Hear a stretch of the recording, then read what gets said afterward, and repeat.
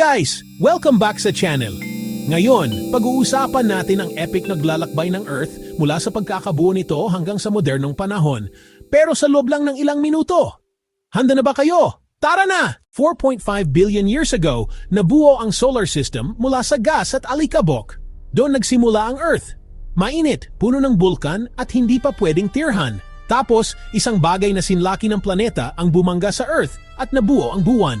3.8 billion years ago, nagkaroon ng mga karagatan at dito nagsimula ang unang buhay, mga napakaliliit na organismo.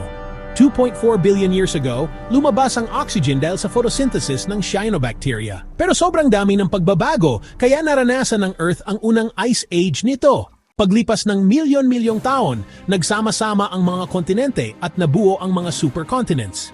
Sa panahong ito, lumitaw ang mas komplikadong buhay. Cambrian explosion, biglang dumami ang iba't ibang hayop kasama na ang mga trilobites. Pero nagkaroon din ng malalaking malawakang pagkalipol. 250 million years ago, dumating ang Great Dying kung saan halos 90% ng mga species ang nawala. Pero dito rin nagbukas ng daan para sa mga dinosaur. Sa sumunod na 150 milyong taon, mga dinosaur ang naghari sa Earth. Isipin mo, may mga T-Rex at dambuhalang sauropod na gumagala sa planeta.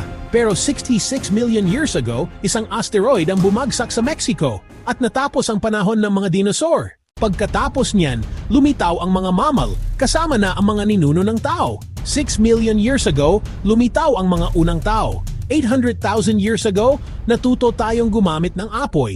10,000 years ago, revolusyon sa pagsasaka. At kalaunan, ang revolusyong industrial na nagbigay daan sa modernong mundo. Ngayon, nasa 8 bilyong katao na tayo. Pero may bago tayong hamon, ang pagbabago ng klima at pagkawala ng biodiversity. Kung hindi tayo kikilos, baka isa na namang malawakang paggalipol ang kaharapin natin. So ayun guys, mula simula hanggang ngayon, grabe ang pinagdaanan ng ating planeta. Kung pwede kang mag-time travel, anong bahagi ng kasaysayan ng Earth ang gusto mong makita? I-comment mo sa baba.